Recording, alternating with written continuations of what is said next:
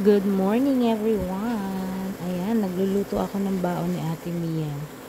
Medyo natagalan ako bago nakapag-video ulit, nakapag-share ng aking mga cooking series guys. Medyo na-busy ang lola nyo. So ayan, maaga pa ay nagluto nga ako nitong baon ni Ate Mia sa school. Ito ay ang maruya.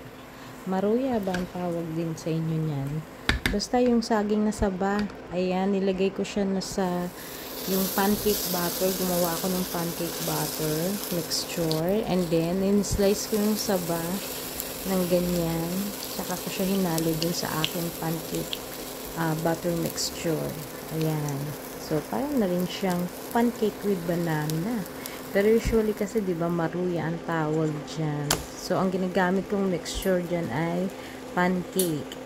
Pero gumawa ako niyan syempre from scratch yung ating pancake. Ayan, may baon na si Ate Mia. O, lagyan natin niya ng butter. Masarap siya ng may butter para mas lalong malinamnam.